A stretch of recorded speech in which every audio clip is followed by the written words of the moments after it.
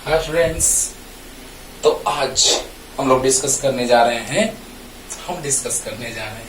Measurement of length, और आप लोग पढ़ने जा रहे हैं और सीखने जा रहे हैं ना।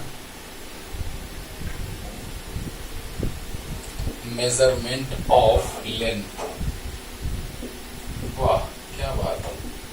ध्यान से सुनिएगा। स्टार्टिंग में जब स्केल नहीं बना होगा, जैसे metre scale, vernier callipers, screw gauge, spherometer, ये सारे नहीं बने होंगे। क्या है स्क्रू गेज, स्फेरोमीटर, ये सब कुछ सीखनेंगे आपको। क्या है वर्नियर कैलिपर्स, उसका सेपरेट लेक्चर चलेगा, क्योंकि इसमें लेक्चर बहुत ज्यादा बड़ा हो जाएगा। इसीलिए पहले बेसिक कॉन्सेप्ट सीखिए मेजरमेंट ऑफ लेंथ का। उसके बाद वो इंस्ट्रूमेंट है लेंथ मेजर करने के, बहुत ज्यादा छोटे नहीं है ना, स्लाइटली मीटर स्केल से भी छोटे लेंथ को मेजर करने के लिए हम लोग यूज करते हैं कौन सा, वर्नियर कैलिपर और स्क्रू गेज का। उसका फिगर भी दिखाएंगे किस तरह से होता है, मजा आएगा। मीटर स्केल तो आप जानते हैं, 1 मीटर स्केल, 1 मीटर का होता है एक स्केल, जिसे हम लोग क्लॉथ वगैरह जब लेने जाते हैं तो आप देखते होंगे मीटर स्केल को। तो कहने का मतलब कि स्टार्टिंग में जब ये मीटर स्केल नहीं आए होंगे तो लोग बस टेम्पररी मेथड यूज करते होंगे, बस 1 2 3 1 फिर 2 ऐसे करके मेजर करता होगा, है ना। इसी को मेजर करना है तो बस यहाँ से इस तरह से टेम्परेरी मेथड 1 2 3 स्टेप चल दिया। इस तरह से लेंथ मेजर किया जाता था जिस समय इंस्ट्रूमेंट्स नहीं आए होंगे, नहीं बने होंगे। हम लोग भी अभी हम लोग के पास इंस्ट्रूमेंट नहीं रहता है, डिवाइस नहीं रहता है, तो हम लोग क्या करते हैं, तो सिंपल वे में मेजर कर लेते हैं, लेंथ। ओके, लेकिन हम लोग अब बात करने जा रहे हैं जब साइंस डेवलप हो गया, बहुत कुछ आ गया। अब तो हम लोग घर बैठे धरती पे, अर्थ पे खड़े हैं, सरफेस पे, और डायरेक्ट हम लोग मून का हम लोग डायमीटर मेजर कर ले रहे हैं सिंपल वे में। वाह रे वाह, मून का डिस्टेंस मेजर कर ले रहे हैं, वाह क्या बात है। कितना आराम है बोलो, बहुत आराम है। किस तरह से, तो सब कुछ हम सिखलाने जा रहे हैं, बस ध्यान से सुनते रहिए बच्चों। देखिए 3 स्टेप में हम डिवाइड कर दिए हैं। ऐसे मेजरमेंट ऑफ लेंथ के लिए 2 मेथड है बच्चों, एक डायरेक्ट मेथड और एक है सेकंड नंबर इनडायरेक्ट मेथड। समझिएगा ध्यान से। डायरेक्ट मेथड में पहले हम लिख रहे हैं तब समझा रहे हैं आपको। डायरेक्ट मेथड को हम लोग 3 पार्ट में डिवाइड कर दिए हैं। ए नंबर है आपका मीटर स्केल,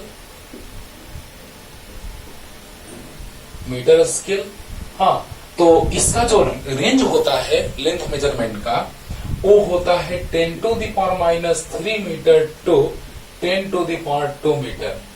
ऐसा हम लोग रेंज में डिवाइड कर लिए हैं कि मीटर स्केल जो है इस रेंज के लेंथ को मेजर करता है। Means metre scale is used to measure the length from 10⁻³ metre to 10⁻² metre. Number B में अगर हम बात करें बच्चों, तो वर्नियर कैलिपर्स इज यूज्ड, इसमें भी लिख रहे हैं, इसमें तो आप समझ रहे होंगे, उस स्टाइल में लिख लेना है कि मीटर स्केल का रेंज इतना होता है। ये तो सिंपल वे में आप समझ गए, लेकिन लिखने के लिए अगर आप चाहें तो लिख सकते हैं कि metre scale is used to measure the length from 10⁻³ metre to 10⁻² metre. आराम से लिख सकते हैं। Vernier callipers is used to measure the lengths to an accuracy। पढ़ाएंगे, जब एरर पढ़ाएंगे तो एक्यूरेसी का कॉन्सेप्ट सिखलाएंगे आपको। Accuracy of 10⁻⁴ metre. और सी नंबर में हम लोग बात करते हैं स्क्रू गेज एंड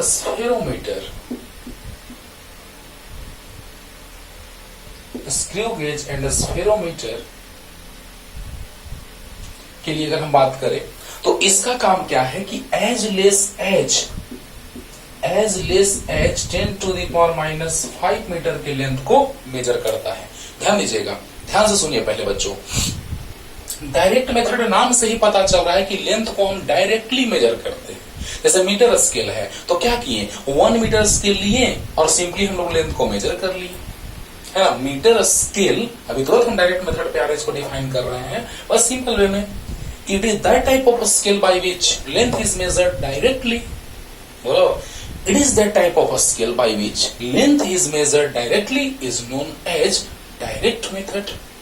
हाँ, तो जिस मेथड में हम लोग लेंथ को डायरेक्ट मेजर करते हैं, यहाँ मीटर स्केल है, स्केल मिल गया, वर्नियर कैलिपर है, डायरेक्ट मेजर करेंगे, स्क्रू गेज या फिर स्फेरोमीटर से डायरेक्ट लेंथ मेजर करेंगे। ये दोनों टॉपिक अभी हमको आगे पढ़ना है, नेक्स्ट लेक्चर्स का बात करेंगे तब, है ना। तो आगे हम लोग पढ़ेंगे ये वर्नियर कैलिपर और स्क्रू गेज, डिटेल पढ़ेंगे इसका। कॉम्पिटिटिव में, कंपटीशन में बहुत ज्यादा इंपॉर्टेंट है ये कॉम्पिटिटिव पॉइंट ऑफ व्यू से। ओके, तो ध्यान से सुनिए। पहले हम बात करें डायरेक्ट मेथड का, बच्चों ध्यान से सुनना मेरा बात।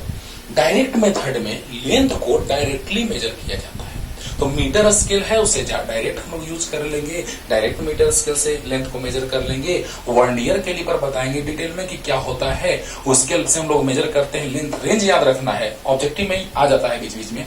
मीटर स्केल का रेंज जो होता है वो 10⁻³ मीटर से 10⁻² मीटर तक की लेंथ को हम लोग सिंपल वे में मेजर कर लेते हैं, और वर्नियर कैलिपर की हेल्प से इस रेंज के 10⁻⁴ मीटर के रेंज में एक्यूरेसी के साथ लेंथ को मेजर किया जाता है, और स्क्रू गेज या फिर स्फेरोमीटर की हेल्प से 10⁻⁵ मीटर, मतलब एज लेस एज 10⁻⁵ मीटर के रेंज में हम लेंथ को मेजर कर लेते हैं। क्लियर हो गया, ये बात याद रखना है, लेकिन ये दोनों भी आगे चलेगा डिटेल। वो चीज तो सिंपल है कि हम लोग मीटर स्केल के हेल्प से, मान लो कि एक किसी भी ऑब्जेक्ट का लेंथ हमको मेजर करना है और मीटर स्केल से 10 टाइम्स आया, means its length is 10 metre. अरे बोलो, अगर हम लोग मीटर स्केल के हेल्प से किसी ऑब्जेक्ट के लेंथ को मेजर कर रहे हैं, किसी रॉड को, तो कोई रॉड है उसका लेंथ हम लोग मेजर कर रहे हैं, उसका लेंथ जो आया वो मीटर स्केल से 10 टाइम्स आया, means its length is 10 metre. एक मीटर स्केल है जिसके हेल्प से 10 टाइम्स मींस 10 मीटर। बोलो हाँ, तो चलिए जल्दी, अभी मत उसको लिखिए, हम बता रहे हैं कब लिखिएगा, अभी डायरेक्ट को मिटा रहे हैं। Direct method, the method in which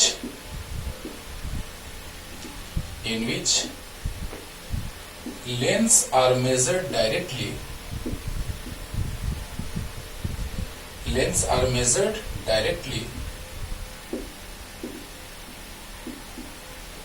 by the help of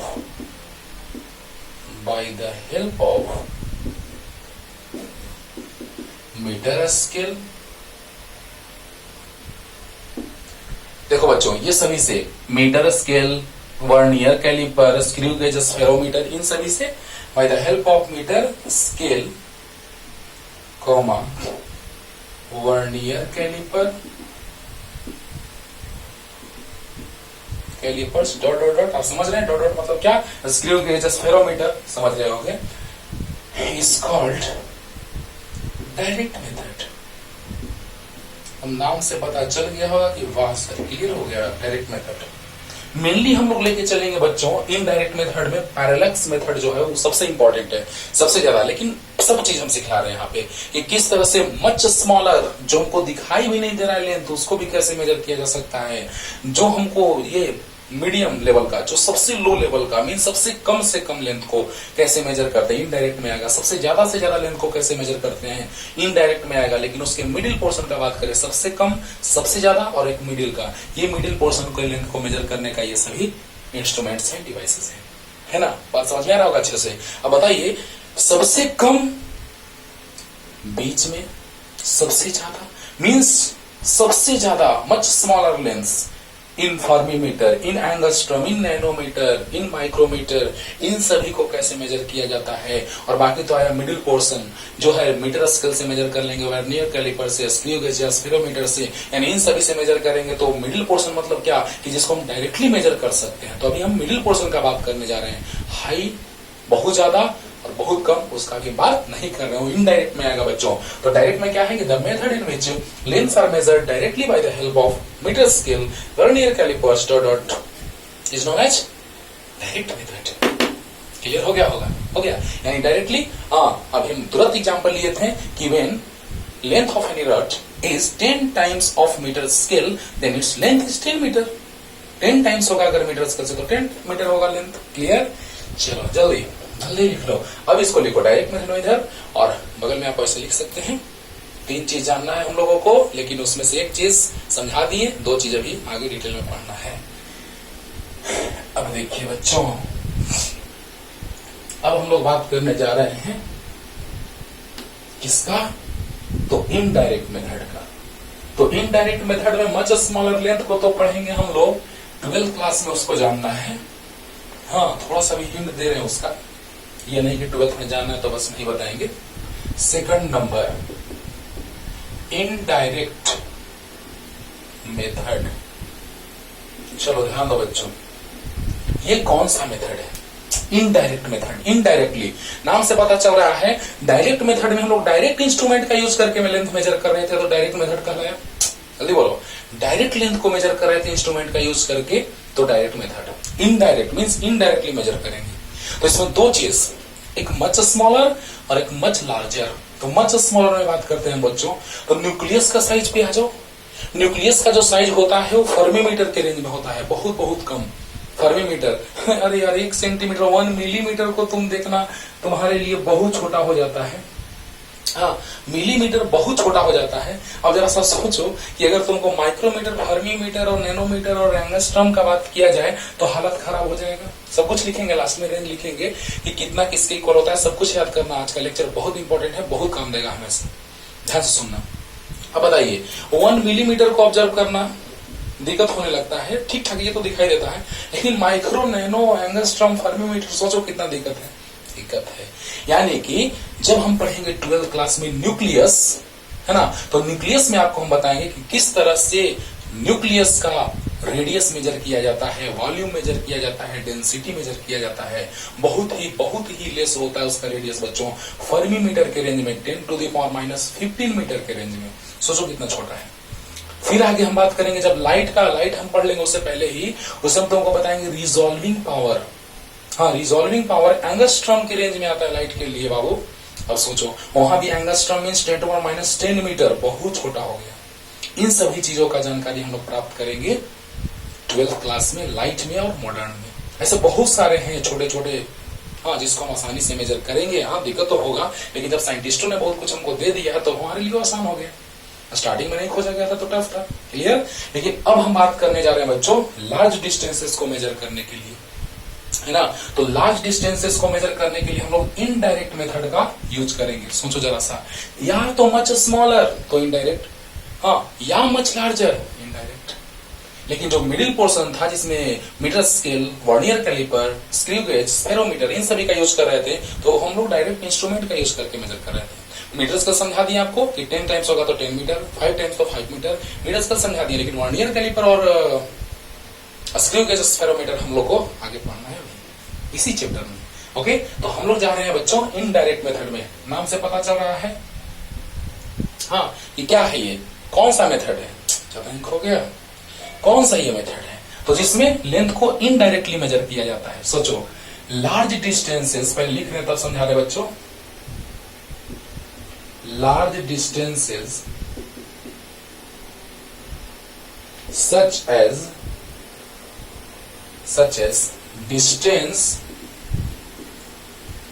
distance of moon, stars, dot dot are measured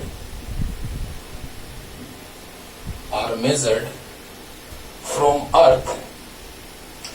Moon, stars are measured from earth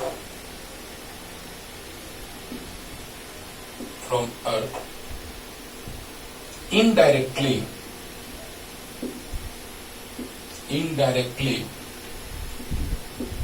not by the help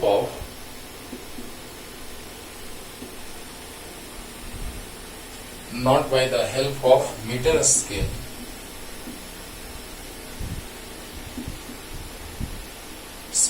Is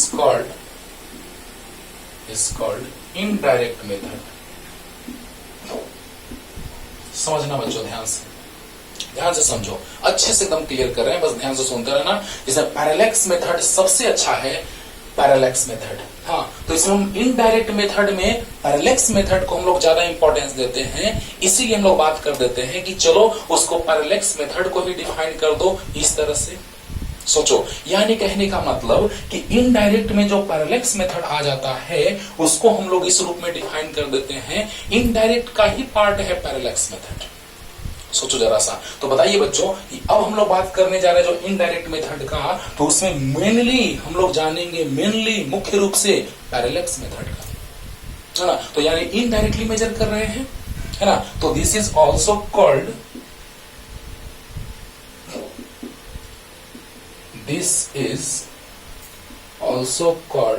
parallax method.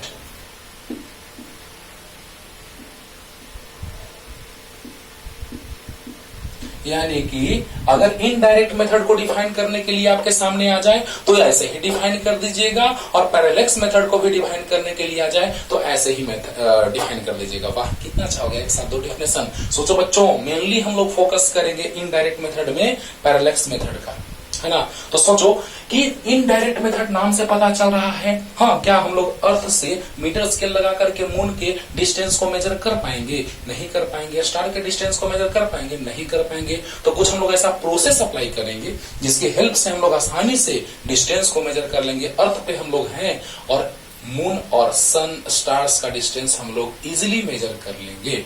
Okay, तो नाम से पता चल रहा है indirect method. Large distances such as distance of moon, stars, dot etcetera are measured from earth indirectly, not by the help of metre scale.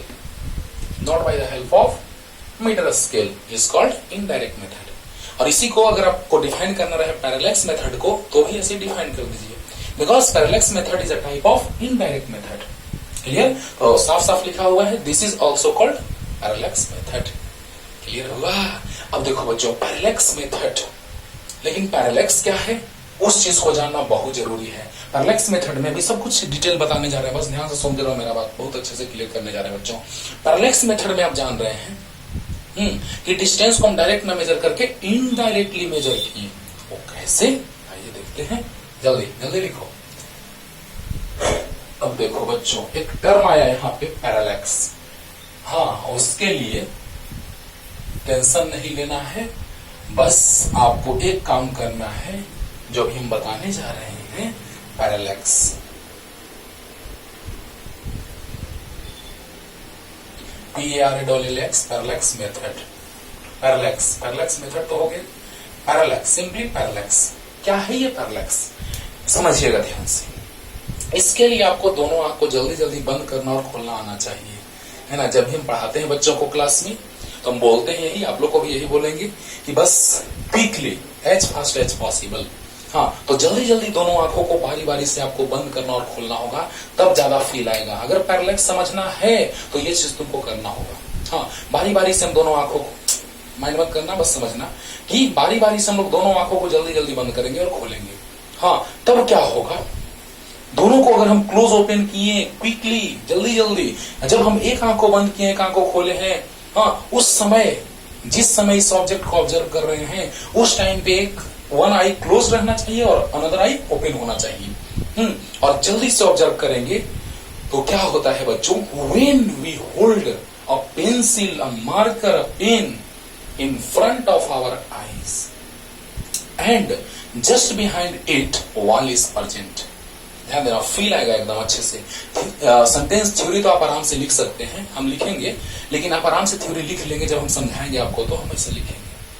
हाँ, कि when we hold a pencil, marker और pen in front of our eye and wall is present just behind it, and then that pencil और marker is observed by our eyes by the help of right eye when left eye is closed, and by the help of left eye when right eye is closed, quickly, then its position seems to change on the wall, is known as parallax.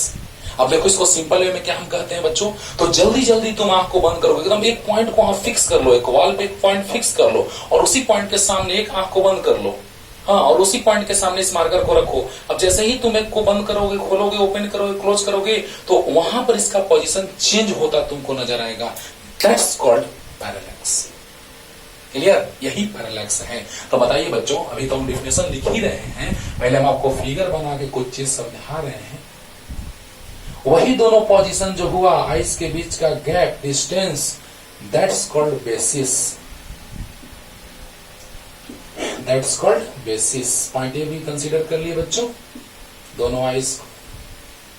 And angle between them, ये point है, fix है, wall पे एक point है, fix है, उसको हमने observe किया bye the help of both eyes. तो एंगल जो दोनों के बीच बनता है, फॉर्मेशन होता है, दैट्स कॉल्ड पैरालैक्स एंगल। सोचिए बच्चों, मजा आएगा, बस ध्यान से समझते रहिए। दोनों आइज जो है उनके बीच के डिस्टेंसेस को हम कहते हैं बेसिस। हाँ, और जैसे ही हम उनको मिलाएंगे, ये पॉइंट से इसको कंबाइन करेंगे, इसको कंबाइन करेंगे, तो जैसे ही उनके बीच का जो इंक्लाइनेशन होगा, हाँ, वही हो जाएगा क्या, पैरालैक्स एंगल। क्लियर? तो समझिएगा ध्यान से कि जब ध्यान से एक बार रिपीटेशन कर रहे हैं, बस क्लियर हो जाएगा बच्चों। कि जैसे ही एक वॉल पे फिक्स पॉइंट ले लो, है ना, वॉल पे एक फिक्स पॉइंट हम वही करके देख रहे हैं, देखो एक फिक्स पॉइंट हम वहां लिए हुए हैं। हाँ, तो फिक्स पॉइंट लिया हुआ है, एक आंख को बंद करो, क्लोज कर लो। तो जैसे एक वन आई क्लोज है और हम एक वन आई ओपन है और वो पॉइंट इससे हिडन है ना, हिडन है, तो क्या होगा, अब हम बारी बारी से जल्दी जल्दी क्विकली दोनों आंख को बंद करेंगे, खोलेंगे, ओपन करेंगे, क्लोज करेंगे, तो क्या होगा, it seems that its position भी चेंज्ड, है ना। ऐसा अपीयर होता है हम लोगों को कि इसका पोजीशन वॉल पे चेंज हो रहा है, that's called parallax. Okay, clear हो गया? तो चलिए इसको डिफाइन कर देते हैं। ध्यान देना बच्चों, बार बार बोल रहे हैं कि इस चीज को समझने के लिए तुमको दोनों आंखों को बारी बारी से खोलना बंद करना होगा और quickly, as fast as possible, जल्दी जल्दी, जितना जल्दी जल्दी खोलोगे, बंद करोगे, उतना ही ज्यादा फील आएगा। आज तुमको ये करना है। ओके, तो चलिए, when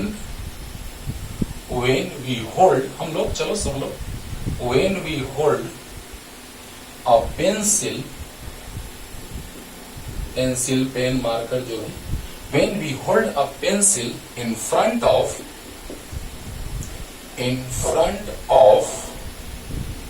our eyes,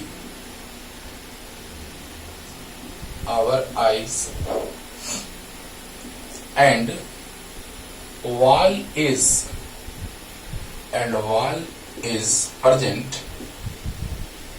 wall is present, at some distance, अपने स्टाइल में लिखना है बच्चों, रटना नहीं, at some distance, present at some distance, and wall is present at some distance behind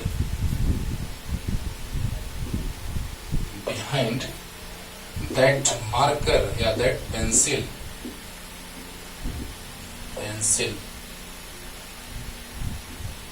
देखो बच्चों ध्यान देना, when we hold a pencil in front of our eye and a wall is present at some distance behind that pencil, and we close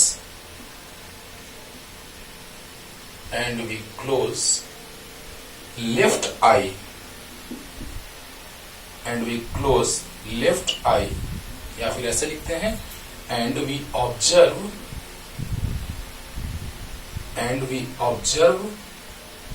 that pencil by right eye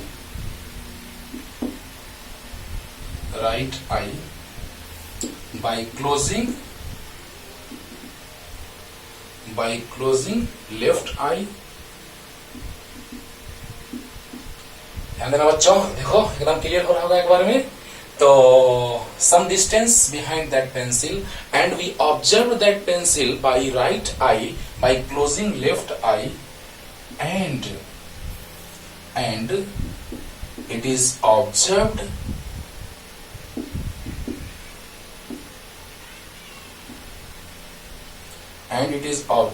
by, देखो यहाँ right I से observe किए हैं तो अब left आई से observe करेंगे, by left eye by closing right eye quickly quickly means as fast as possible, जल्दी जल्दी, quickly. Then position of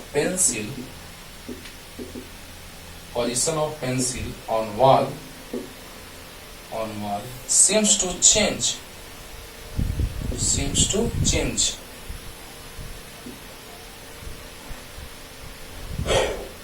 Position of pencil on wall seems to change is called parallax. रटना नहीं है बच्चों, रटोगे तो इतना नहीं लिख पाओगे, बिना मतलब का बात हो जाएगा, है ना।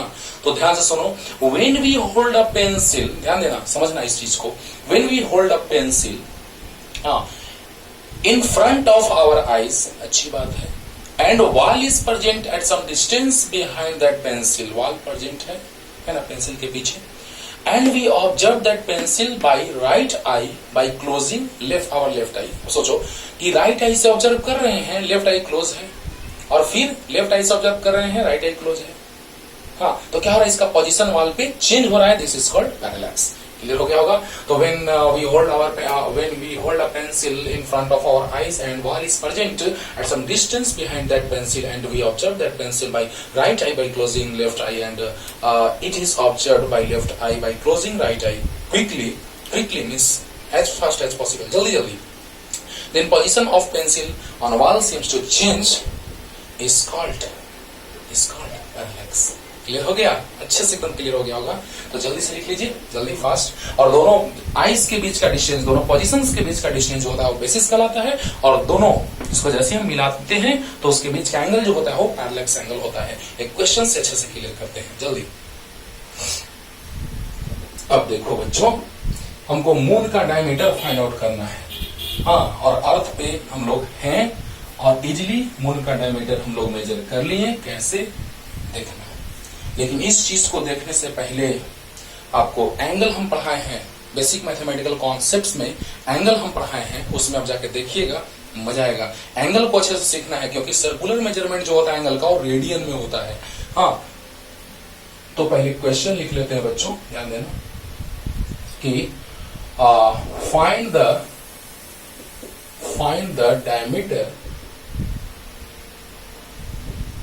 diameter of moon which makes an angle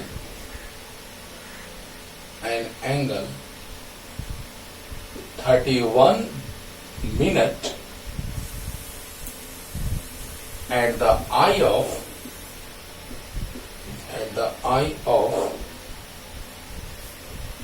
a person standing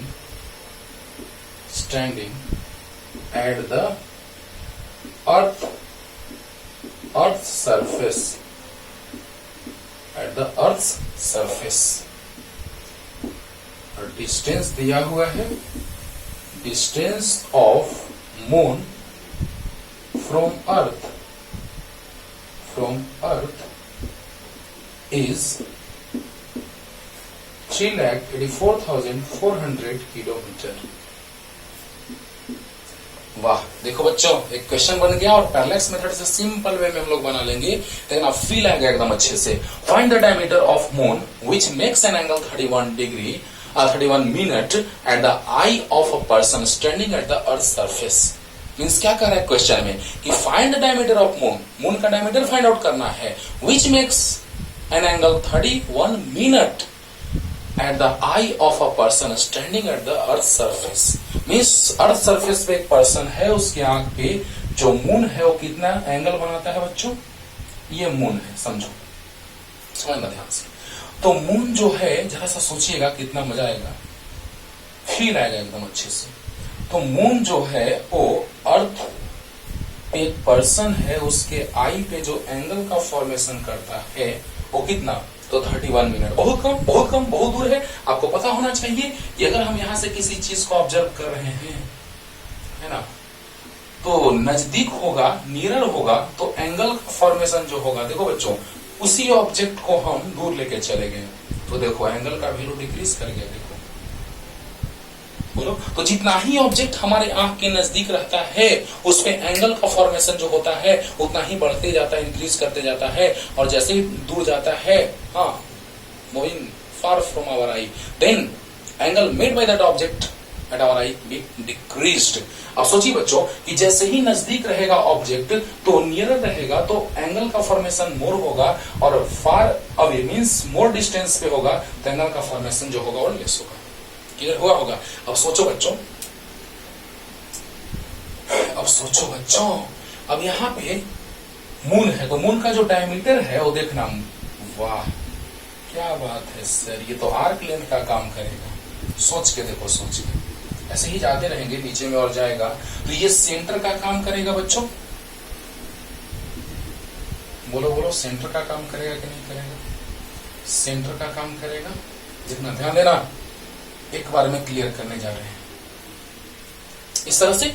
तो जल्दी बताइए कि ये जो मून का डायमीटर है वो बहुत छोटा हो गया। जैसे देखो, इसको मिटा दो कुछ देर के लिए, जरा देखिए तो ये आर्क लेंथ का काम कर रहा है कि नहीं कर रहा है? कर रहा है, वाह। तो बताइए बच्चों कि ये मून जो आपको दिख रहा है उसका डायमीटर जो होगा वो किसका काम करेगा? Diameter of moon equal to arc length L, बोलो। और डिस्टेंस ऑफ ये जो पर्सन है उसके आई पे एंगल का फॉर्मेशन जो हो रहा है बच्चों वो बहुत ही लेस, 31 मिनट। सोचो ये 90 डिग्री होता है ना, तो 90 डिग्री तो 1 डिग्री तो 1, देखो 90 डिग्री, हाँ, उस 1 डिग्री कितना होगा उसका 90 टाइम, 1/90 टाइम्स। जरा सा सोचो, बहुत ही स्मॉलर एंगल है 1 डिग्री।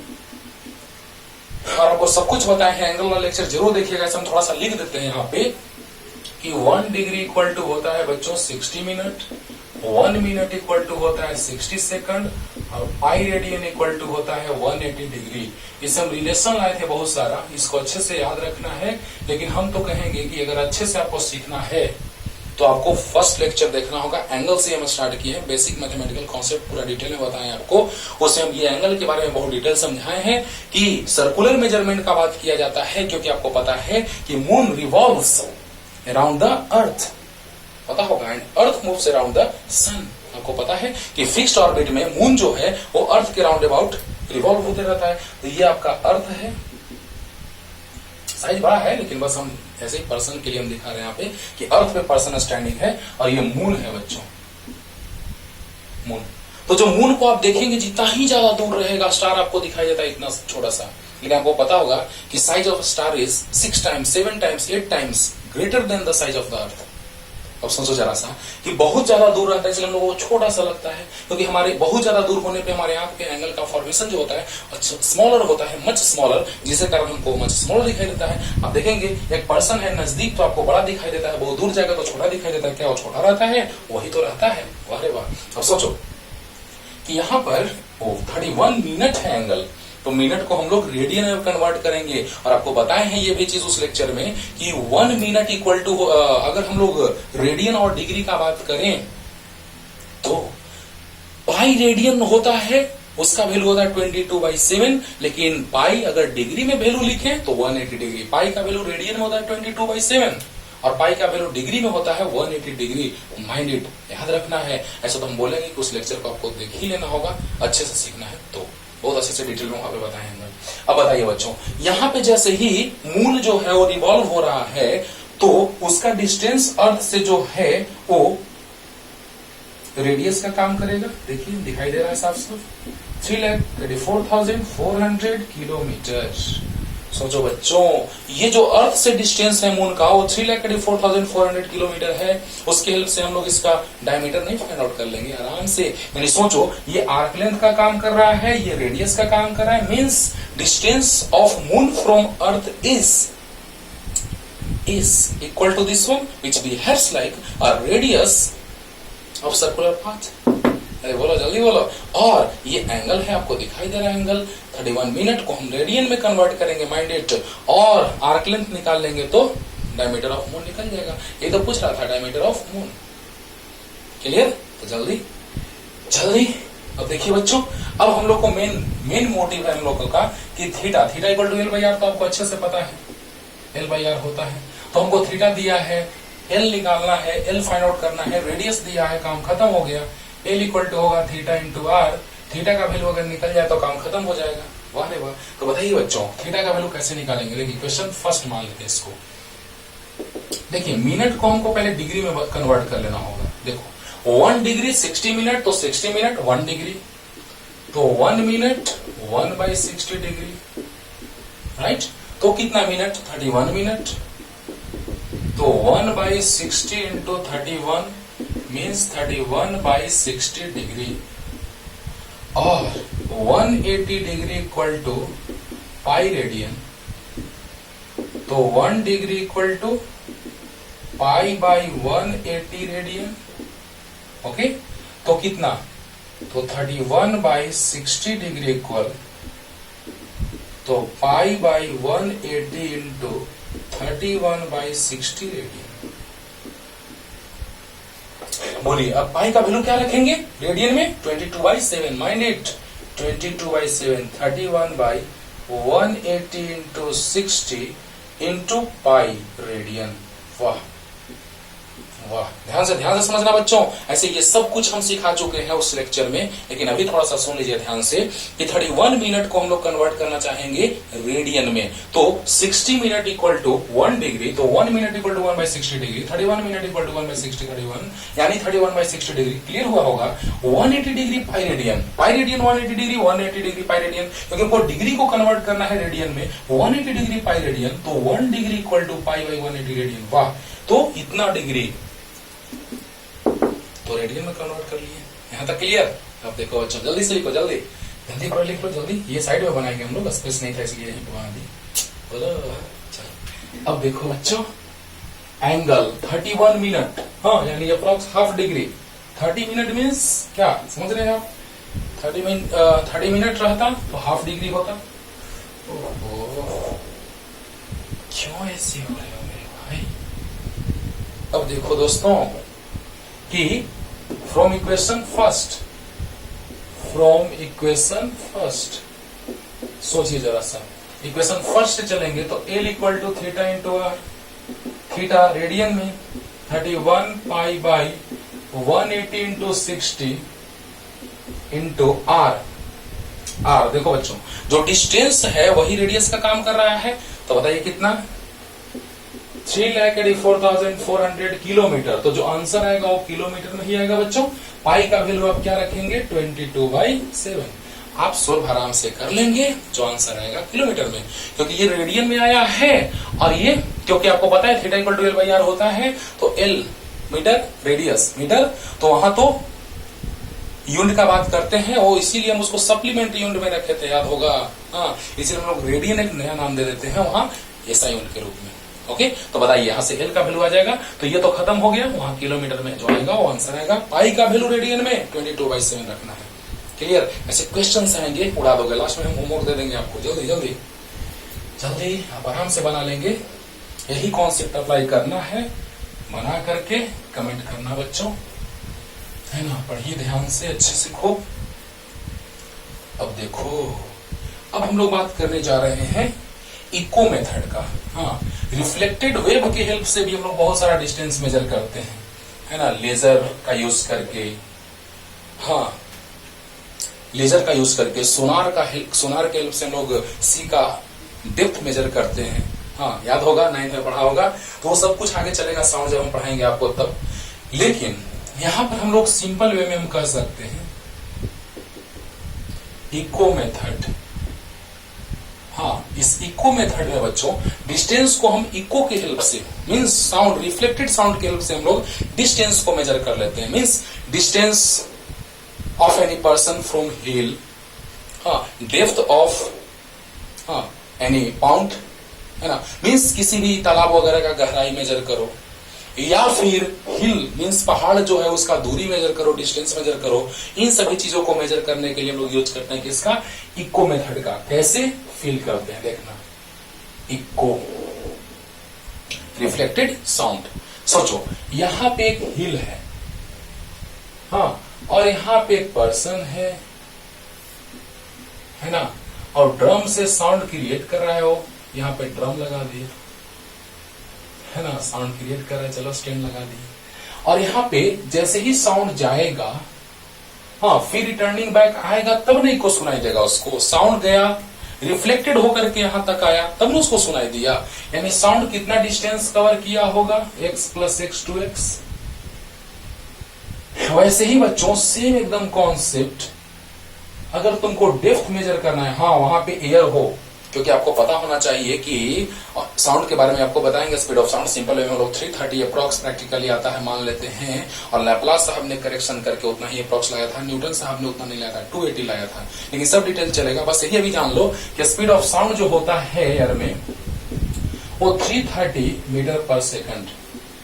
हाँ, तो दोनों के लिए लेके चल रहे हैं। यहाँ पे एक पर्सन है, साउंड क्रिएट किया यहाँ से, हाँ, डेप्थ मेजर करना चाह रहा है, डायरेक्ट नहीं मेजर किया, इनडायरेक्ट में चल रहा है। बच्चों ध्यान देना, बार बार हम कर रहे हैं, क्या डायरेक्ट लेंथ मीटर स्केल से मेजर कर रहा है? नहीं, वहां पे देखो क्या प्रोसेस अप्लाई कर रहा है, इनडायरेक्टली मेजर कर रहा है, मतलब डायरेक्ट मीटर स्केल लगाया भी नहीं और लेंथ मेजर भी हो गया, वहां डिस्टेंस मेजर भी हो गया। सोचो ये डेप्थ मेजर करना है, इसका डेप्थ हम मान लेते हैं एक्स। और सोचो बच्चों, साउंड क्रिएट किया, दिया हुआ स्पीड, हाँ, टाइम मान लो लगा स्टॉप वॉच का यूज करके, और हम लोग टाइम देखें, कैलकुलेट किए स्टॉप वॉच के हेल्प से, मान लो टाइम है 0.2 सेकंड। सोचो यह साउंड क्रिएट जिस समय किया, स्टॉप वॉच के हेल्प से देखा और तुरंत पता किया कि साउंड जब उसको सुनाई दिया, रिफ्लेक्टेड साउंड मींस इको, तो वो टाइम को देख लिया कि कितना आया, तो 0.2 सेकंड आया। टाइम पता चल गया, स्पीड साउंड का पता है। जैसे वो ड्रम है ना, ड्रम का यूज करके बजाया उसको, तो बजाने के बाद क्या हुआ, साउंड वहां से निकला और वहां फिर से पहुंचा, तब नहीं को सुनाई देगा। अरे जैसे ही साउंड क्रिएट किया, वहां गया, रिफ्लेक्टेड होकर के यहां तक आया, तब ने उसको सुनाई दिया। यानी साउंड को डिस्टेंस कितना ट्रेवल करना पड़ा, तो जितना गया उतना ही यहाँ आया। समझिएगा ध्यान से, यहां पर भी डिस्टेंस जितना गया उतना ही आया, तब ने सुनाई दिया। एक आदमी हाँ साउंड क्रिएट किया और उसको सुनाई दिया, तब ना, यानी कितना डिस्टेंस, तो जितना गया उतना ही आया। यानी total distance travelled by the sound is x plus x means 2x, and the speed of sound is 330, and time is, stop watch के हेल्प से टाइम कैलकुलेट कर रहे हैं बच्चों, ध्यान देना। तो बताइए, the method in which, indirect method लिख देते हैं, the indirect method in which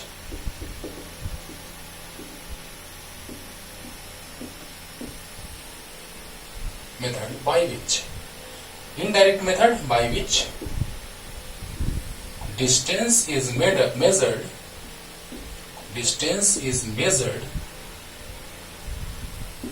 by the help of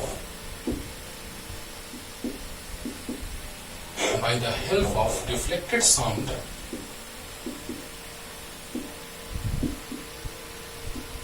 or echo is called echo method. जल्दी बोलो बच्चों, ध्यान दो कि जैसे ही साउंड क्रिएट किया जाएगा, ध्यान से सुनिएगा कि जब साउंड क्रिएट किया जाएगा फिर से उसको सुनाई देगा, यानी साउंड ने डिस्टेंस कितना ट्रेवल किया, तो x और प्लस x, तब ने सुनाई दिया। यानी टोटल डिस्टेंस कितना हो गया बच्चों, x plus x equal to 2x। Speed of sound कितना है, 330 मीटर पर सेकंड, और टाइम कितना लगा, स्टॉप वॉच के हेल्प से हम लोग टाइम कैलकुलेट कर लेंगे, 0.2 सेकंड। साउंड गया फिर रिटर्निंग बैक आया तो हमको सुनाई दिया, साउंड गया रिटर्निंग बैक आया, हमको सुनाई दिया। यानी आप कह सकते हैं बच्चों कि स्पीड इक्वल टू होता है डिस्टेंस बाई टाइम। तो स्पीड है 330, डिस्टेंस है 2x, टाइम है 0.2, मल्टीप्लाई कर दो या फिर पॉइंट को ऊपर लेके चले जाओ, कैंसिल हो गया, 2 से 2 cancel, x equal to 33 metre. Answer means we calculate that distance from hill of that person, और distance of that person from hill is 33 metre, और depth of this is 33 metre. Okay, यानी इस तरह से हम लोग क्या करते हैं बच्चों, फिर से लास्ट रिपीटेशन करें एकदम सिंपल वे में, आराम से आप कैलकुलेट कर लें। क्या स्केल हम लगाए? नहीं। डायरेक्ट मेजर किए? नहीं, इनडायरेक्टली मेजर किए, इनडायरेक्टली। अब बताइए, जैसे ही ये साउंड क्रिएट करेगा तो जैसे ही साउंड क्रिएट करेगा तो यहां से साउंड जाएगा, फिर से यहां आएगा, तो कितना डिस्टेंस 2x होगा, डिस्टेंस 2x होगा। क्लियर? टाइम स्टॉप वॉच के से टाइम कैलकुलेट करेंगे, साउंड क्रिएट जब हुआ उस समय और साउंड रिटर्निंग बैक आया उस समय, यानी गया और आया तो उसमें कितना टाइम लगा, तो टोटल टाइम लगा 0.2 सेकंड, और स्पीड तो आपको पता है 330। तो बताइए वहां से डिस्टेंस x निकल गया, कैलकुलेट कर लेंगे। क्लियर हुआ? जल्दी जल्दी जल्दी जल्दी उतारो बच्चों। अब देखो, अब हम लोग बात करने जा रहे हैं ट्रायंगुलेशन मेथड का, है ना। ट्रायंगुलेशन मेथड में क्या होता है बच्चों कि ट्रायंगल के हेल्प से हम लोग डिस्टेंस को मेजर करते हैं। इसमें भी बहुत ज्यादा लार्ज डिस्टेंस आप मेजर कर सकते हैं, है ना। डिस्टेंस स्टार से डिस्टेंस अर्थ, अर्थ से स्टार का डिस्टेंस हम उससे भी मेजर कर सकते हैं। कैसे? तो देखा जाए। Number 3, triangulation method.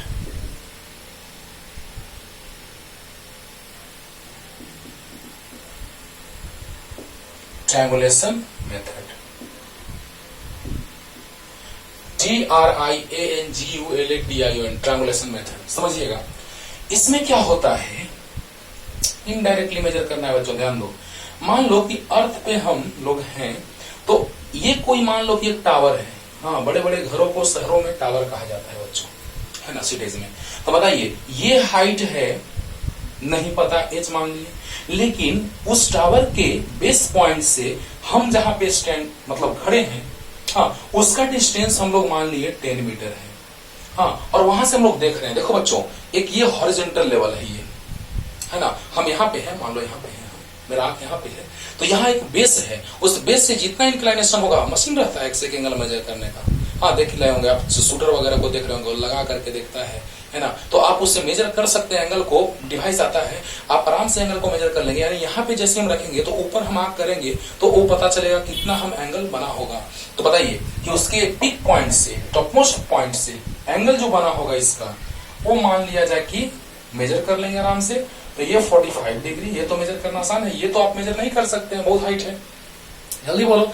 तो जैसे ही इसका हाइट मेजर करना है, हमको नहीं पता कितना है, क्या मीटर स्केल लगा रहे हो? नहीं, इनडायरेक्टली मेजर कर रहे हैं, मतलब ये डिस्टेंस हमको पता है लेकिन ये पता नहीं है, इसको हम इनडायरेक्टली मेजर करने जा रहे हैं। अंडरस्टूड? तो सोचिए बच्चों कि जैसे ही हम इस हाइट को मेजर करने जा रहे हैं, ये हमको डायरेक्ट नहीं पता है, तो इनडायरेक्टली कैसे मेजर करेंगे? तो क्या किए, इनडायरेक्टली ना ये काम हो रहा है। जैसे ही हम ऐसे देखेंगे तो क्या डायरेक्ट वहां पे डायरेक्ट जा रहे हैं, मेजर करने जा रहे हैं? नहीं, बस यहाँ से इनडायरेक्टली। तो देखेंगे कितना, तो एंगल बना 45, कुछ बनेगा 30 बनेगा 60 बनेगा, जो भी बनेगा। तो बताइए बच्चों, यहाँ से इस ट्रायंगल में अगर हम चलेंगे, देखो ये बेस वाला डिस्टेंस तो आप अर्थ पे डिस्टेंस तो आप मेजर कर सकते हैं, हाँ, लेकिन ये तो हाइट आप मेजर वैसे नहीं कर सकते हैं जिस तरह से ये मेजर किए, नहीं। हाँ, अब बताओ बच्चों कि tan थीटा अगर हम लेके चल दें इन ट्रायंगल, हाँ, तो क्या है triangulation method? It is that type of method in which distance measured by the help of triangle indirectly is called triangulation method. तो triangulation method में triangle के help से indirectly length measure किया जाता है। तो देखो बच्चों, tan theta in triangle या right angle triangle या in direct ऐसे लिखते हैं right angle triangle, कौन सा? ABC, ABC in right angle triangle ABC, tan theta perpendicular by base, perpendicular है BC और बेस है AB, tan 45 perpendicular H base 10, तो 1 into 10 इक्वल H, तो H इक्वल टू 10 मीटर। वाह, क्या मेजर किया स्केल का हेल्प से? नहीं, इनडायरेक्टली मेजर हो गया। अरे वाह, यानी हम अर्थ पे डिस्टेंस तो मेजर कर सकते हैं इजीली, हाँ, ये एंगल हम लोग मेजर कर लिए इजीली, लेकिन ये हम लोग इनडायरेक्ट मेथड से यूज किए, यानी ट्रायंगुलेशन मेथड से यूज किए, यानी कि यहाँ पे ये हाइट हमको डायरेक्ट पता नहीं था, इनडायरेक्टली मेजर कर लिए, सिंपल मेथड। लेकिन एक और बहुत इंटरेस्टिंग बताने जा रहे हैं, जो है बच्चों कि मान लिया जाए कि अर्थ पे, मान लो ये मुंबई में है और ये कोलकाता में, चलो मुंबई में कोलकाता में, और मान लो यहाँ पे स्टार है, हाँ, जस्ट एकदम मिड पॉइंट से ही ऊपर नहीं रहेगा, कहीं भी रह सकता है, यहाँ भी रह सकता है, यहाँ रहेगा तो परपेंडिकुलर यहाँ से ड्रॉ करेंगे, यहाँ रहेगा परपेंडिकुलर यहाँ से ड्रॉ करेंगे। ओके, तो ये स्टार है बच्चों, चलो स्टार है। तो बताइए मुंबई में एक मान लो कि एक कोई पोजीशन है जहां से एंगल मेजर करने के लिए वहां पे एक स्टेशन बना हुआ है, छोटा सा एक रूम बना हुआ है मान लो, वहां से एंगल मेजर कर रहा है, तो वो मेजर कर लिया, वाह θ1 मेजर कर लिया, क्या बात है, ये नोन है, नोन। और यहां से कोलकाता से भी एंगल मेजर कर लिया, वाह। और दोनों के बीच बात हुआ कि हमने दोनों ने एंगल मेजर कर लिया, और ये हाइट हमको मेजर करना है। डायरेक्ट तो हाइट आप मेजर कर नहीं सकते हैं स्टार का, अर्थ से नहीं। तो बताइए, हाँ ये तो आपको पता है कि मुंबई और कोलकाता के बीच का डिस्टेंस कितना है, यानी कि आपको नोन कौन कौन है, θ1 नोन है, हाँ θ2 भी नोन है, और x भी नोन है, लेकिन h अननोन है। जल्दी बोलो बच्चों, यहां तक क्लियर हुआ, जल्दी बोलो।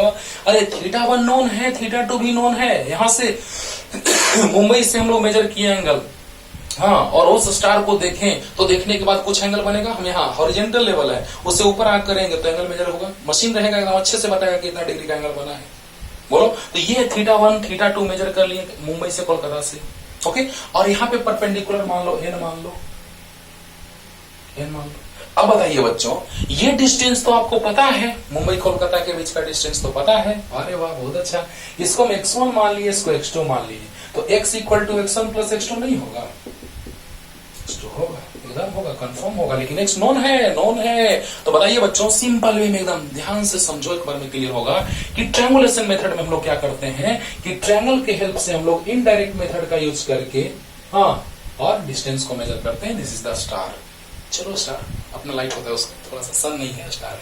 अब देखिए बच्चों, जल्दी ये उतार लो जल्दी से, एक तो हो गया, एक सिंपल सा जब हम लोग डिस्टेंस मेजर किए तो इनडायरेक्ट मेथड से तो हो गया, जिसमें ट्रायंगल का यूज करें, ट्रायंगुलेशन मेथड हो गया कि ट्रायंगल के हेल्प से इनडायरेक्ट मेथड लेंथ को इनडायरेक्टली मेजर किया जाता है। ध्यान देना, लेंथ को इनडायरेक्टली मेजर किया जाता है ट्रायंगल का यूज करके, ट्रायंगल बना करके, तो हम उसको कहते हैं क्या, ट्रायंगुलेशन मेथड। क्लियर। अब देखिए यहाँ पे ये दोनों एंगल हम लोग मेजर कर लिए मुंबई और कोलकाता से, ओके, तो दोनों एंगल यूज हो गया। अब x जो है दोनों के बीच का डिस्टेंस वो भी पता है, हाँ, तो अननोन जो हाइट है कि स्टार का अर्थ से हाइट कितना होगा वही फाइंड आउट करना है। वाह, ध्यान दो बच्चों। अब बताइए किस ट्रायंगल में चले, तो इन राइट एंगल ट्रायंगल, कौन सा, MNS, स्टार को S मान लिए हैं। तो देखिए बच्चों, परपेंडिकुलर बेस पता है, तो tan theta perpendicular by base, देखो देखो देखो देखो, tan theta 1 perpendicular by base h by x1, तो x1 इक्वल टू हो जाएगा h बाई tan थीटा 1, 1 है, 1 ये 1 है, tan theta 1 perpendicular by base h by x1 आ गया h बाई tan थीटा 1, तो x1 आ गया h cot थीटा 1, tan ऊपर गया, cot हो गया। अब नाउ या again in right angle triangle, कौन सा, KNS, क्या हो जाएगा बच्चों, MNS में चले तो tan theta 1 perpendicular by base आ गया, तो x1 का वैल्यू आ गया, x1 का h बाई tan थीटा 1 ऊपर गया, cot हो गया। क्लियर। अब देखिए इन KNS, right angle triangle KNS, tan theta 2 perpendicular h base x2, तो x2 इक्वल टू आ जाएगा h by tan theta 2 means h cot theta 2। Understood, tan theta 2 ऊपर गया, cot थीटा 2। क्लियर। अब बताइए फ्रॉम इक्वेशन फर्स्ट, क्या बात है, देखो बच्चों कितना आराम से हम लोग डिस्टेंस मेजर कर लेंगे। x equal to x1 plus x2, तो x equal to h cot theta 1 plus h cot theta 2। देखो x1 plus x2 from equation first, x1 plus x2, x1 जो है h cot थीटा 1 है plus x2 है h cot theta 2 है, तो बताइए बच्चों x इक्वल टू आ गया क्या, h common, cot theta 1 plus cot theta 2। Clear. तो बताइए h इक्वल टू आ जाएगा x by cot theta 1 plus cot theta 2। वाह, x नोन है, थीटा 1 थीटा 2 नोन है, तो cot थीटा 1 cot थीटा 2 भी नोन होगा। अरे बोलो, थीटा 1 थीटा 2 नोन है तो cot theta 1 cot theta 2 known होगा। x नोन है, क्या है डिस्टेंस मुंबई कोलकाता के बीच का, तो आराम से हम लोग डिस्टेंस को ये पता है तो एच भी पता हो गया, means easily we calculate the height of a star from earth by the help of indirect method.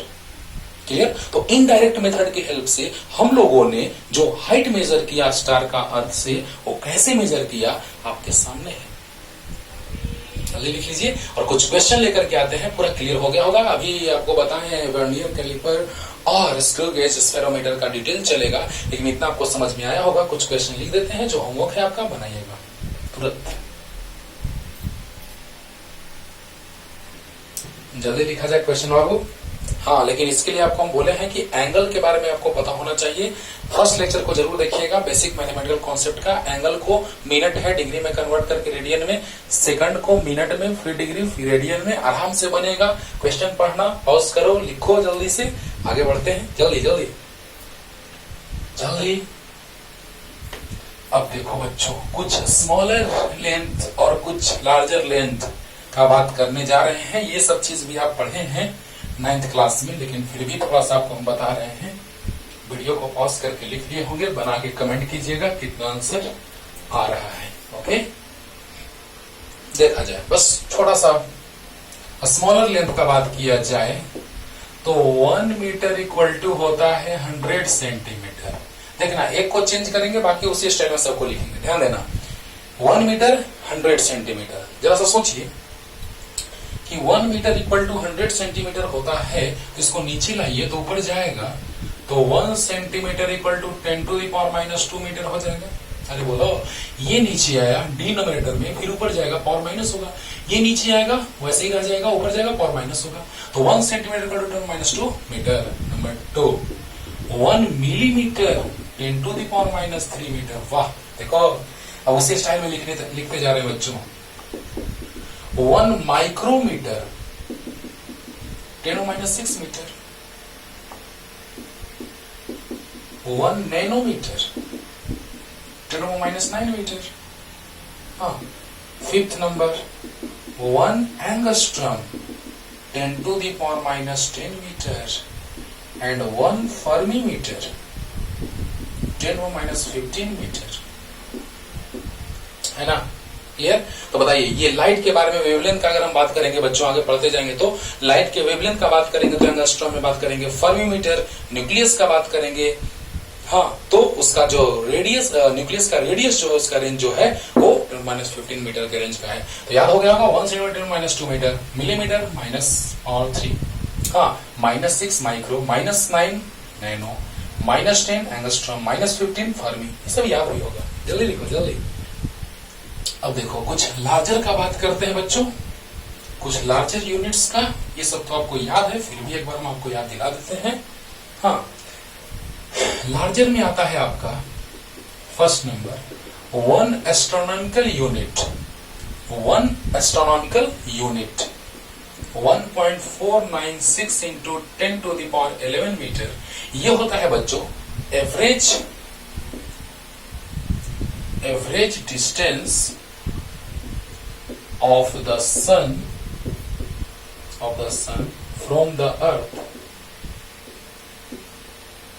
याद रखना है 1 एस्ट्रोनॉमिकल यूनिट इक्वल टू होता है 1.496 × 11 metre, average distance of the sun from the earth. वाह।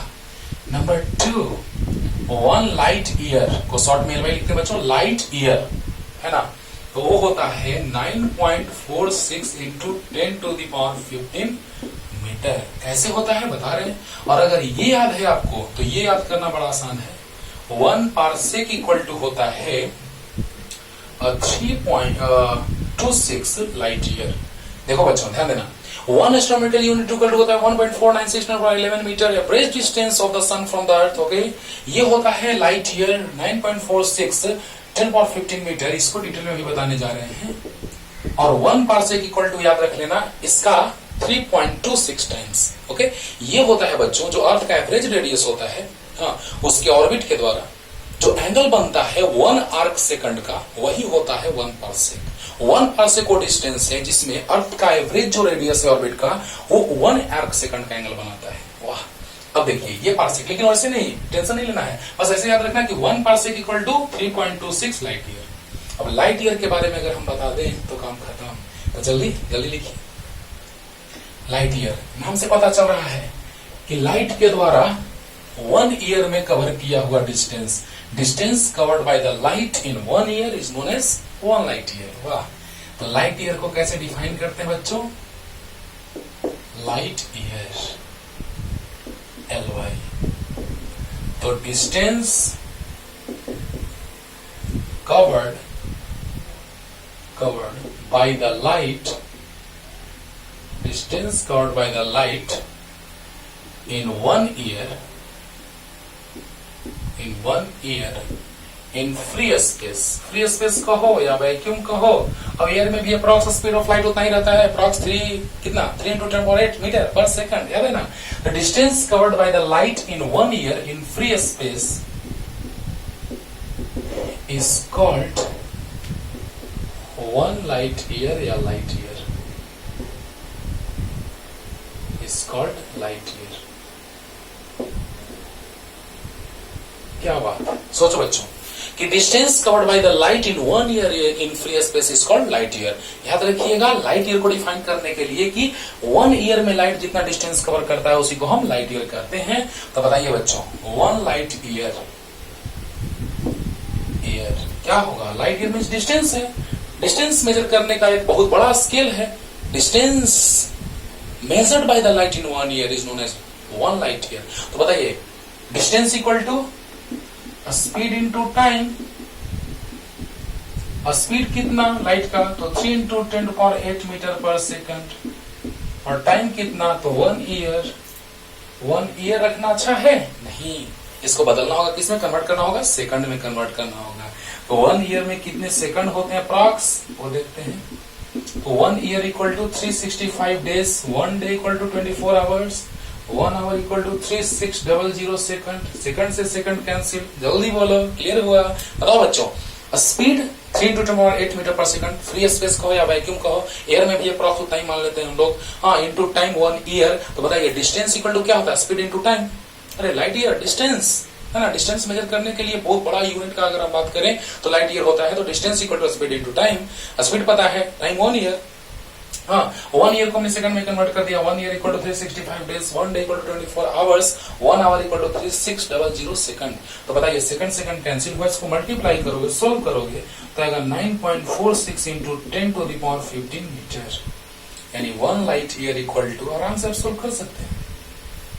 ओके, तो 1 light year equal to हो गया 9.46 10⁻15 metre, या इसको 1000 से डिवाइड कर देंगे तो किलोमीटर में आ जाएगा। क्लियर? अच्छे से पढ़ते रहिए, क्लियर हो गया होगा। अगले लेक्चर में आगे का बात करते हैं।